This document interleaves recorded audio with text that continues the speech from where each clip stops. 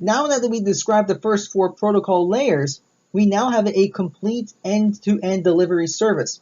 So the network can transmit a message from a program and send it to another program somewhere else in the network. So the only thing left we have to do is specify the content of those messages, and we'll address those in the application layer. The application layer protocols are the rules for implementing the end user services provided by a network. And they're built on top of the four protocol layers that we just described. So, I mean, these services are the reason that networks even exist in the first place. So they take care of handling the data that was transmitted between the application programs. So we received the message, now we need to do something with it. So that's where the application layer comes into play, that it's going to handle that message and do something about it. And there are a ton of different types of protocols out there for handling different types of messages. We're not going to be able to go through all of them, but I can at least give you a couple of examples. So we have HTTP, which is Hypertext Transfer Protocol. So, I mean, this is handling things like web pages, for example, and we'll talk about this in just a little bit more detail in a bit.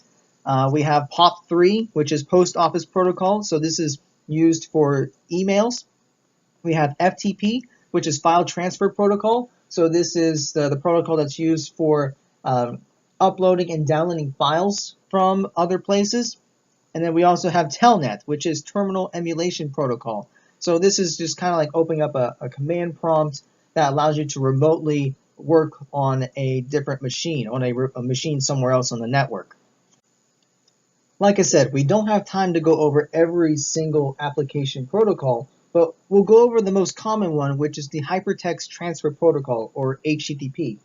Now, a single web page is identified by a symbolic string, which we call a Uniform Resource Locator. Most people just know it as the URL. Now, the URL has three main parts, and this is the typical format of it. So we'd have a protocol, colon, 2 slashes, the host address, and a slash, and then maybe a page, and maybe several pages associated with it. So the first part, or the protocol, would indicate the type of information that's contained in this particular page. The most common format of this is hypertext, and we access it using the Hypertext Transfer Protocol, HTTP. Now, there are other types of information that we can have as well. So examples include HTTP, we have mail to, which would take care of emails, news, which is used for bulletin boards, and then we have FTP, which is used for file transferring and so forth. But I mean, there are a bunch of examples, and these are just a couple of them. Now, the second part of the URL is the host address, and this is just the symbolic host name of the machine where the page is stored, and we talked about this a little bit before already. I mean, it's the symbolic host name that we discussed previously. And then the third part, which is the page, is the actual file that is stored on the specific machine. So the whole point here is that when we go to a particular URL, we are looking at a particular file on the web. Now, how do we actually go about doing this? So before we can even use HTTP to transfer a web page, we first have to establish a connection between the HTTP client program and port 80, which is the port number of the HTTP web server that's located on the node where the web page resides. And the network is going to use TCP protocol that we discussed before to send the formatted messages to the web server and vice versa. So here we're going to be using the network layer, we're going to use the data link layer, we're going to use the physical layer. We're going to use all these different layers to actually transfer the information about the page. So we can clearly see how the HTTP application protocol is built on top of the TCP/IP protocol stack that we have discussed before. Now, once we've established this connection, we will use the HTTP protocol to access the desired web page. So the way this is done is we first have a request message.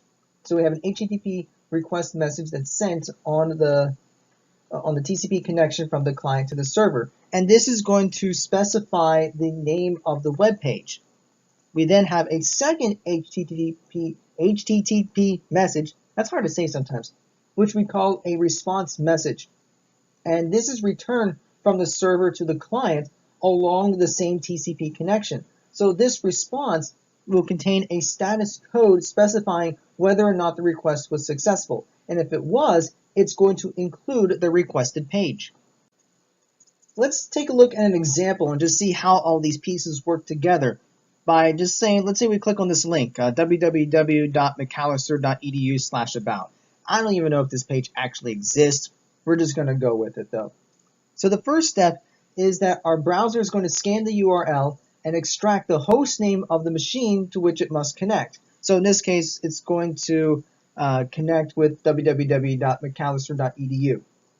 The second step is that the browser is going to ask the TCP to establish a connection between itself and port 80, which remember, port 80 is the web server. So we're going to establish a connection between itself and port 80 of the machine that's called www.macallister.edu. Third step is that when the TCP connection between the browser and the web server is established, the browser is going to scan the URL to identify the page that we want to get. In this case, the page we want is /about, because we said before that that is the actual page.